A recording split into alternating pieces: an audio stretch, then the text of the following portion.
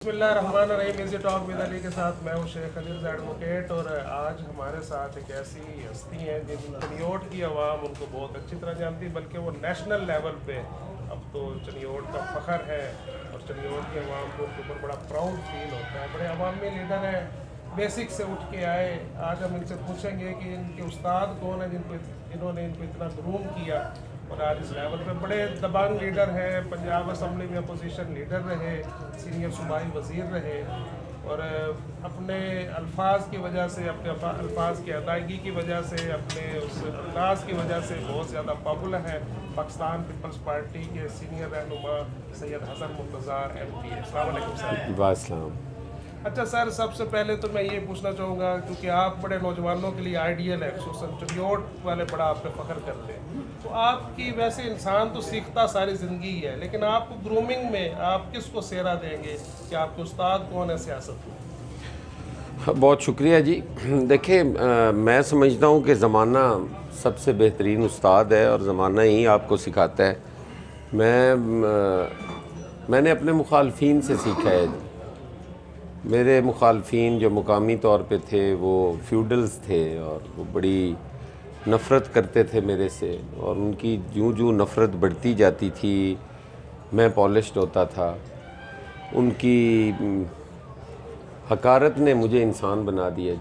वो बड़ी तकब्बुर और गरूर की सियासत करते थे और समझते थे कि हम इस शहर के और इस ज़िले के नाखुदा हैं, और अल्लाह ताला ने मुझे हिम्मत दी, मुझे ताकत दी। मैंने असूलों की सियासत की, मैंने आम आदमी की आवाज़ बना, मैं मासेस की बात करता था और ग्रास रूट लेवल पे जाके मैंने अपने लोगों को इकट्ठा किया जो मेरे हम ख्याल लोग थे। और आज अल्हम्दुलिल्लाह मैं अपने हलके में, अपने लोगों में एक अपना मकाम और जो हैसियत है मेरी, वो एक फ़ैमिली मेम्बर की तरह है। और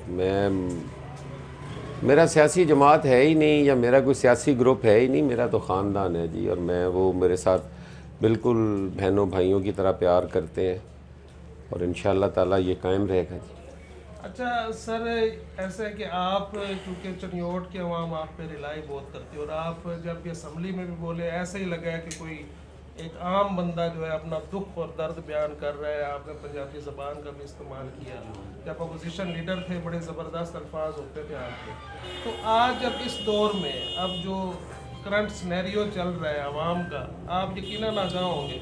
तो अगर आप अपोजिशन लीडर अभी भी हों तो आप क्या बात करना चाहेंगे, कौन सा मैसेज हुकूमत को कन्वे करना चाहेंगे? देखिए जी, मैं समझता हूँ कि मैं आज भी अपोजिशन लीडर ही हूँ। मैं कभी भी अगर मेरी पार्टी में भी कोई ऐसी खामियाँ होंगी तो मैं उन्हें भी डिफेंड नहीं करूँगा, मैं उनको भी क्रिटिसाइज़ करूँगा। अपने पार्टी के फोरम, हर फोरम पे बैठ के मैं उन्हें कहूँगा कि ये हम में कमी है। और मैं समझता हूँ कि यही चीज़ है कि आज निस सदी में भी पाकिस्तान पीपल्स पार्टी जो है वो कायम है।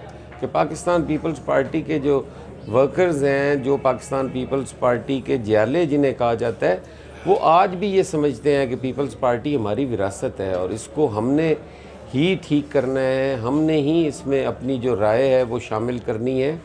और बुरे से बुरे हालात भी पीपल्स पार्टी पे रहे हैं तो पीपल्स पार्टी अवामी आवाज़ रही है जी।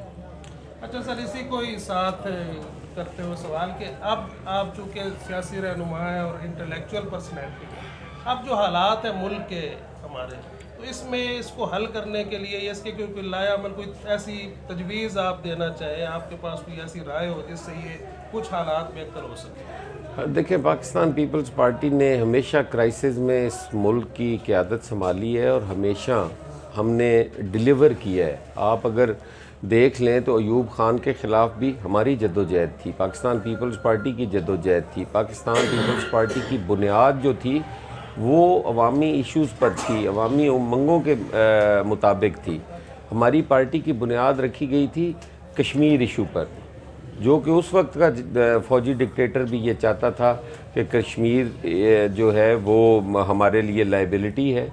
और आज के भी डिक्टेटर्स की यही सोच थी और आज के डिक्टेटर्स की जो कठपुतलियाँ हैं उनका भी यही कुछ होता है। पाकिस्तान पीपल्स पार्टी की बुनियाद पड़ी, फिर हमने याहिया के ख़िलाफ़ जद्दोजहद की, फिर जनरल ज़िया-उल हक़ के ख़िलाफ़ की, फिर मुशर्रफ के ख़िलाफ़ की, और जब भी पाकिस्तान से आमरीत का ख़ात्मा हुआ तो पीपल्स पार्टी ने इक़्तिदार संभाला, और उस वक्त कोई हालात मुआशी तौर पे कभी भी बेहतर नहीं हुए। तो सर आपको लगता है कि प्रैक्टिकली अभी भी डिक्टेटरशिप है और पीपल्स पार्टी को उसके खिलाफ खड़ा होना चाहिए? हम आज भी ये समझते हैं कि जो हमारा उस वक्त का नारा था रोटी कपड़ा और मकान, आज भी उसी की ज़रूरत है।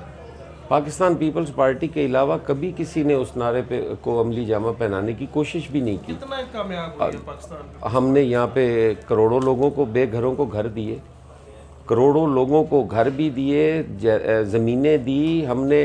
जो हमारा हारी था, गैर मालिक था, हमने उसे मालकाना हकूक़ दिए। पाकिस्तान पीपल्स पार्टी नहीं तो कानूनी हमने देखी है नहीं, उसके बाद क्या किया?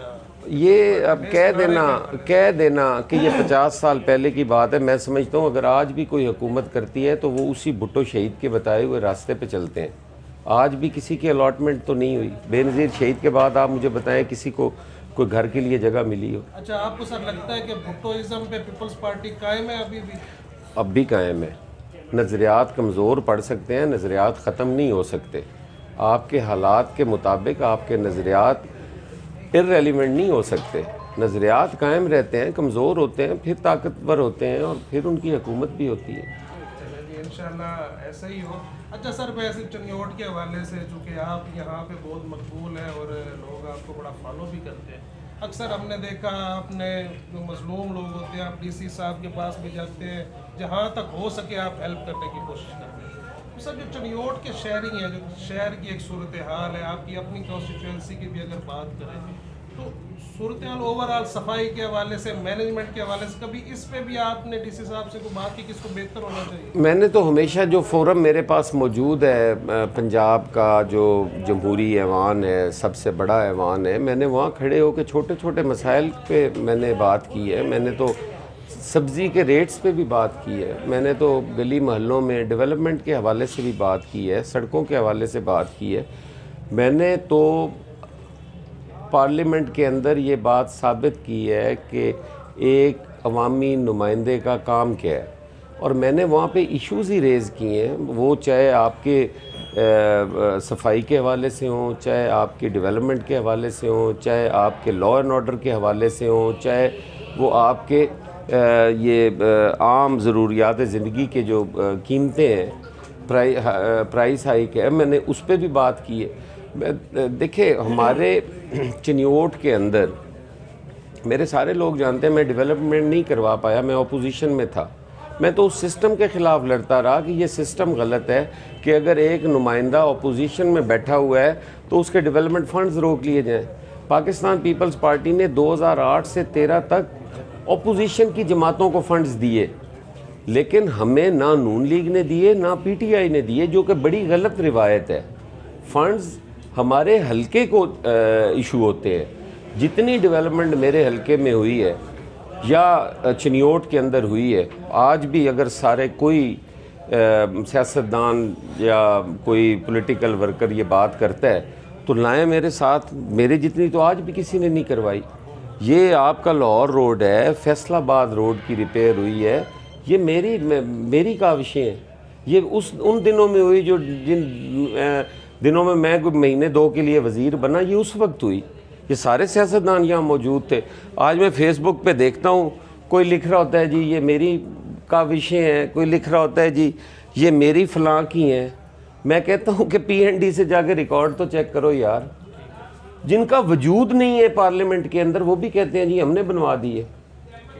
तो इसलिए मेरी गुजारिश है कि आप किसी भी नेशनल पॉलिटिक्स को आप उसको डेवलपमेंट के मरूने मिन्नत नहीं होना चाहिए। ये तो लोकल बॉडीज़ का काम है जो जिसके ज़रिए वो कहते हैं जी कि इसको आप सियासी रिश्वत कह सकते हैं, इसको आप जो ज़मीर ख़रीदो फ़रोख्त की बात करते हैं, ये वो ज़मीर ख़रीदने वाले और बेचने वाले लोग हैं जो डेवलपमेंट के पीछे कहते हैं जी ये डेवलपमेंट तब देंगे अगर आप हमें सपोर्ट करोगे तो। अच्छा सर, इसमें तो कोई शक नहीं कि MPAs और MNAs का काम लेजिस्लेशन होता है, ये आपने बिल्कुल बड़ी ज़बरदस्त बात की, बलदियाती नुमाइंदे, लेकिन जो ज़मीनी हक़ाइक़ है उसमें हम ये देखते हैं कि MPAs, MNAs और स्पेशली जैसे आप दलेर और दबंग आदमी हैं और जिस पोस्ट पे आप रहे कि ये असरअंदाज होते हैं यहाँ पे DCs पे, अगर उनको ऐसे कहा जाए तो आपको लगता है कि आपने जो बात की उस पर सही तरह से अमल दरामद नहीं हो सका, इम्प्लीमेंटेशन नहीं हो सकी, इन्होंने आपकी बात मानी नहीं?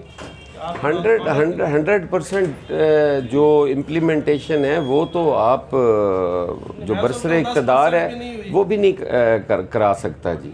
एक अपोजिशन लीडर का या एक अपोजिशन के मेंबर का तो सिर्फ ये काम है कि वो उस फोरम पे आपके इश्यूज रेज करे, आगे उस पर अमल होना ना होना वो तो हुकूमत की है, उसमें उसमें किसी भी अपोजिशन पार्टी का उसमें कोई रोल नहीं है। मेरा काम है कि मैं इश्यूज रेज करूं, मेरा काम ये हरगिज़ नहीं है कि मैं रोज़ AC और DC को जाके तो गिरेबान से पकड़ूं। वो काबिल इज़्ज़त लोग हैं, मेहनत करके उन जगहों पे आए हैं, मेरा काम सिर्फ उनको अवामी इश्यूज बताना है। अगर वो नहीं करते तो जो आईनी और कानूनी मेरा हक है मैं वो इस्तेमाल कर सकता हूँ।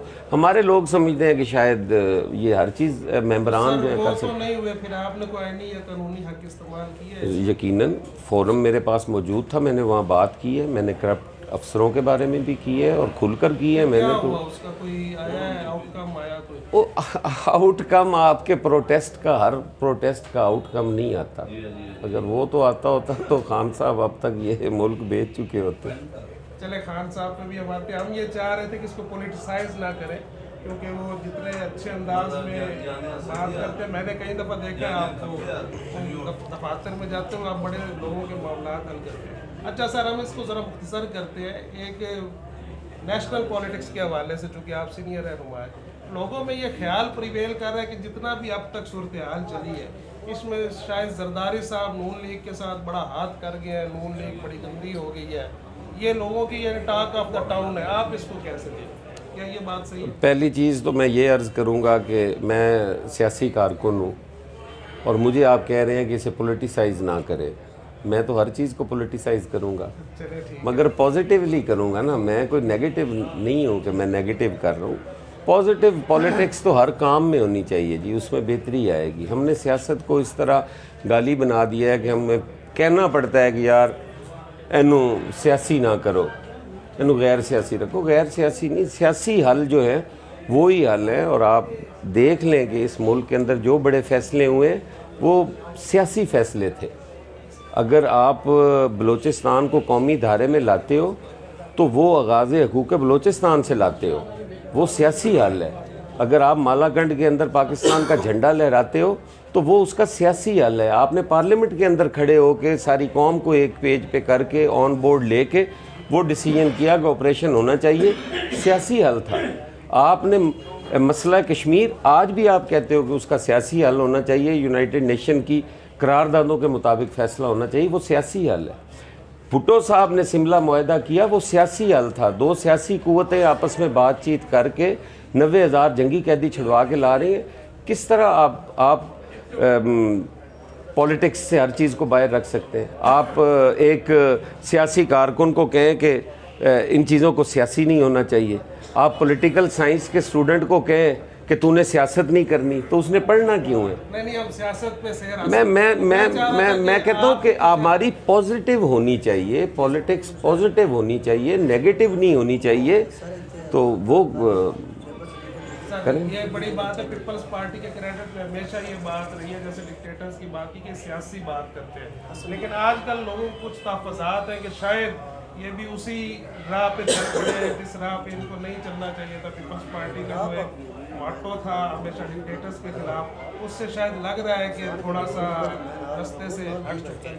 तो इस हवाले से सर मैं ये चाह रहा था कि आप थोड़ा सा ये क्लियर करें कि एक तो ये जो मौजूदा हुकूमत अभी जो चल रही है, जो मैंने पहले एक सवाल किया जरदारी साहब के हवाले से, वो आपने उसका जवाब भी नहीं दिया। मैं दे देता हूँ। मोहसिन नकवी साहब वाला मामला और ये सारा लग ऐसे रहा है जैसे वो बहुत बड़ा हाथ करके नून लीग के साथ, पंजाब में अक्सरियती पार्टी थी नून लीग, अब वो रही नहीं। तो इस पे आप क्या देखें, पाकिस्तान पीपल्स पार्टी ने COD साइन किया मियाँ साहब के साथ। उस COD के तहत हम 2008 के अंदर पंजाब में अपनी गवर्नमेंट बना सकते थे। हम उस वक्त अक्सरियत में थे, बेशक हम सिंगल लार्जेस्ट पार्टी नहीं थे, लेकिन हम इस पोजीशन में थे कि हम वो हुकूमत बना सकते थे। हमने वो मैंडेट, जब सिंगल लार्जेस्ट पार्टी PMLN थी, तो हमने उन्हें कहा कि आप हुकूमत बनाएं। उसका हमें जितना नुकसान हुआ आपके सामने है कि 2013 के अंदर हम पंजाब में वीक ही नहीं हुए, बल्कि बुरी तरह हमारे साथ हमारे रिजल्ट्स आए। पाकिस्तान पीपल्स पार्टी ने इस दफ़ा भी जो मुल्क को चैलेंजेस थे, उन चैलेंजेस को कबूल किया। हम PDM का हिस्सा नहीं थे, हमें ज़रूरत नहीं थी। PMLN ने हमें कहा कि हमारा साथ दो, और हमने नेक नियति से उनका साथ दिया। पावर शेयरिंग नहीं की, हमने बर्डन शेयरिंग की। आज भी अगर देखा जाए तो PMLN अपने उम्मीदवारों को फंड्स दे रही है जिनको उन्होंने इलेक्शन लड़ाना है। यहाँ पे शेख कैसर को मिले हैं फंड्स, मुझे क्यों नहीं मिले फंड्स? अगर ये देखा जाए तो PMLN ने तो मुझे आज तक फंड नहीं दिया। नौकरियां मुझे मरकज़ में नहीं मिल रही।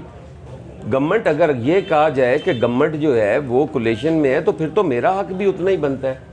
मुझे भी फंड्स दिए जाते, मुझे भी नौकरियां दी जाती, वो नहीं मिली। तो मेरी यार सुने ना, आज ज़रूरत है ना मुल्क को यार। आज इमरान खान से छुटकारे की नहीं है, ये उस माइंड सेट के ख़िलाफ़ हम लड़ रहे हैं जो 1996 से शुरू हुआ है, जिसका डॉक्टर इसरार ने अपनी किताब में जिक्र किया, जिसका हकीम सईद ने अपनी किताबों में जिक्र किया, जो आज भी मौजूद है। जो ईदी साहब के साथ हुआ, जिसमें हमीद गुल था, जिसमें इमरान खान था, जो कहते थे कि जाओ और बेनज़ीर के ख़िलाफ़ आप बयान दो, हम आपको सदर पाकिस्तान बना देंगे। ईदी साहब ने रिफ्यूज़ किया। ईदी साहब ये मेरी अर्ज़ सुन, हम उनके साथ नहीं खड़े, इमरान खान और हमीद गुल गए थे। ये यार आज आप देखो तो सही, जो हकीम सईद को आप क्या छोटा आदमी समझते हैं? उसकी तहरीरें पढ़ें, उसमें मौजूद है। मैं आज आपको कहता हूँ, मैं नेट पे निकाल के देता हूँ, जो 1996 में कह रहा है कि ये किसी के एजेंडे पे काम कर रहा है। तो आज अगर उससे मुल्क को बचाना है तो आप कहते हैं कि इमरान खान से छुटकारा। हम तो उस माइंड सेट से छुटकारा चाहते हैं, वो चाहे आमरीत की शक्ल में हो, चाहे खान की शक्ल में हो, चाहे किसी की शक्ल में हो। सर, आप ये समझते हैं कि अब तो जो भी हालात हैं ये सारे इमरान खान की वजह से, इसकी वजह कोई और कुव्वत भी है? नहीं, इमरान खान तो पपेट है। इमरान खान तो उसमें एक मोहरा है। किसका पपेट? यहूदियों का है। अच्छा। इस यार ये मैं कहता हूँ लिखी पड़ी बातें हैं। आप अभी कहते हैं, मैं आपको अभी निकाल के देता हूँ, नेट पे मौजूद हैं ये चीज़ें। अच्छा, वैसे प्रैक्टिकली जब ये उसकी हुकूमत ख़त्म हुई थी तो आवाम कुछ सुकून का सांस ले रही थी। जब से ये पिछले 8-9 महीने से तो हालात अब बिल्कुल महंगाई, बिल्कुल महंगाई बढ़ी है, बिल्कुल महंगाई बढ़ी है, इसमें कोई दो राय नहीं है। लेकिन ये भी तो सोचे ना कि 4 साल में इकोनॉमी का हशर क्या हुआ है। आपकी जो पॉलिसीज़ थी वो कितनी एंटी पब्लिक थी। आपको एक प्लानिंग के तहत आपका हेल्थ का सिस्टम तबाह किया गया। एक आपने कोविड के ज़माने में आपने एक ऐसे शख्स को लगा दिया जिसने इस मुल्क से मास्क और सैनिटाइज़र तक गायब कर दी। दुनिया तो तारीफ करती, वैसे कोविड नहीं, में खान साहब कोई ने की है। कोविड में खान साहब की काविश बता दें कि ये खान साहब की काविश थी। आप पूरे मुल्क को छोड़ दें, चिन्योट की बता दें। हमें मसला पता है क्या है कि हमें एंकर नहीं मिलता। सर, मैं तो इसलिए कह रहा था कि हम इसको उस साइड पे ले ही नहीं। आप क्यों, आप ले जाएं, मैं कहता हूँ ले जाएं, लेकिन आप ओपिनियन मेकर तो ना बने। आपका काम है मेरे से सवाल करना, मेरे से लड़ना तो आपका काम नहीं है। अगर आपको लगता है तो मैं भी हंसता नहीं, मैं मतलब है कि मैं आपको बता रहा हूँ ना, आप डिफेंड ना करें। आपका काम किसी को डिफेंड करना नहीं है। मुझे आपने मेरे से सवाल करने 1000 करें, मैं हाजिर। चले हम सर्कमस्टांसेस पे, हाँ, हम जिस पे मर्जी करें। सर, ये जब हुकूमत ख़त्म हुई थी खान साहब की और उसके बाद जो रजीम चेंज हुआ, ये नारा लेके आए कि हम पाकिस्तान को और बेहतर करेंगे, जो माइंस बिछा के गया है। तो वो कोई माइंड निकाली भी है तोशा खाने की घड़ी के अलावा, या कोई और उसके ऊपर करप्शन का कोई चार्ज या कोई ऐसा? हम कतन भी ये नहीं चाहते कि किसी को मावराए कानून जो है वो सज़ा दी जाए, फंसा दिया जाए, साल 11 साल कैद में रखा जाए। हम उस पर पूरा काम कर रहे हैं। जो एजेंसीज़ हैं, जो इन्वेस्टिगेटिंग अथॉरिटीज़ हैं, वो उस पर अपना काम कर रही हैं। आइन और कानून के मुताबिक उनके ख़िलाफ़ जो है वो केसेस भी बनेंगे।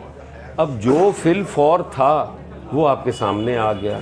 कश्मीर इशू है, बड़ा ही सीरियस इशू है, मैं समझता हूँ किसी भी करप्शन से बड़ा इशू है। उस पर जो होगा वो सामने आएगा। अब इस तरह तो नहीं है ना कि आप बंदे को पकड़ें और जेल में डाल दें और साल बाद उस पर कुछ साबित ना हो और उसकी ज़मानत हो जाए। जिनको खान साहब ने पकड़ा था, किसी एक बंदे को भी सज़ा हुई है, सारे आज बाहर हैं, अदालतों से बाहर है। आप कहें ना कि अदालतें गलत हैं। बस सर आखिरी एक दो बातें करके कि पीपल्स पार्टी ने सबसे ज़्यादा ये सहूलतें झेली हैं, ये एजेंसीज के मामलात हो, गिरफ्तारियाँ हो, तो अब भी कुछ ऐसा हो रहा है तो आप इसका मसलन इसको कंडेम करते हैं कि हम कुछ हो रहा है या आप इसको ऑन करते हैं? मैं मावराए कानून किसी के ख़िलाफ़ कार्रवाई हो, कोई सियासी इंतकामी कार्रवाई हो, मैं उसकी मजम्मत भी करता हूँ और मैं कहता हूँ कि ये मुल्क के लिए नहीं, पूरे मुआशरे के लिए, पूरी दुनिया के लिए ये नुकसानदेह है। ये ह्यूमन राइट्स की वायलेशन है और हमारा ह्यूमन राइट्स के हवाले से दुनिया में कोई अच्छा इमेज नहीं है। हमें अपना बेहतर इमेज बनाने के लिए, बेहतर चेहरा बनाने के लिए हमें ह्यूमन राइट्स की वायलेशन वारा नहीं खाती। तो आप कंडेम करते हैं ये अभी मैं कंडेम करता हूँ अगर किसी के ख़िलाफ़ इंतकामी कार्रवाई हो, और अगर आप किसी शख्स के ख़िलाफ़ कह रहे हैं और उसका नाम लेके आप सवाल करें तो मैं आपको कहूँगा कि मैं इसकी करता हूँ या मैं इसकी मजम्मत नहीं करता, क्योंकि मुझे मालूम है कुछ लोग ऐसे पकड़े गए हैं जिनका एक क्रिमिनल बैकग्राउंड है, जिन्होंने इस मुल्क को नुकसान पहुँचाया है। मैं अगर आप नाम लेके किसी का सवाल करेंगे तो मैं उसका ज़रूर पूछूँगा। मैं तो मतलब पीटीआई के खिलाफ ही सारा क्रैकडाउन नहीं, मैं पीटीआई वाला मामला हो गया, आज़म सवाती वाला जो मामला है वो आज़म सवाती साहब ने एक दफ़ा, आपको याद होगा कि उनके घर में किसी की भैंसें घुसी थी और उसने पूरी फैमिली को इतना एक टॉर्चर करवाया था और फिर आईजी तक तब्दील हुए थे और वो सारा कुछ। वो इस बैकग्राउंड के लोग हैं, उनके लिए इतना जल्दी राय कायम कर लेना कि वो ज़्यादती हो रही है, वो मैं समझता हूँ ज़्यादती है। उनकी इन्वेस्टिगेशन हो रही है, अगर वो बेगुनाह हो तो मैं ज़रूर उनकी मजम्मत करूँगा। ये वीडियोस तो नहीं बनानी चाहिए, तो गैर अखलाकी हरकत है ना वैसे। ये जिनकी बनती हैं इसकी तो मैं वैसे ही मजम्मत, मैं बल्कि पार्टी प्लेटफॉर्म से उसकी मजम्मत करता हूँ और हमने हमेशा उसकी मजम्मत की है। बाकी जिनकी बनती हैं और जो बनाते हैं वो एक जैसे ही हैं, वो उनका कोई इशू हमारे से रिलेटेड नहीं। इस हुकूमत की कारकर्दगी से जो हुकूमत आपकी कोalition देखें, इनमें इस हुकूमत में हज़ारों कमियां हैं, मैं उनको कंडेम करता हूं, मैं अपने पार्टी के प्लेटफॉर्म पे भी करता हूं, लेकिन कैमरे के सामने वो चीज़ें नहीं होती। मैं उस गवर्नमेंट का हिस्सा हूं तो मैं उनको, जो मेरे रेलिवेंट फोरम है उन पर बैठ के मैं करता हूँ ना। मैं तो आपके सामने कह रहा हूँ कि हज़ारों गलतियाँ हैं, मैं उनको कहता हूँ मुँह पर बैठ के कि यार ये गलत है, हमारे में ये नहीं होना चाहिए। सर बहुत शुक्रिया आपका, आपने टाइम दिया। तो अगली दफ़ा और किसी मेहमान के साथ इंशाल्लाह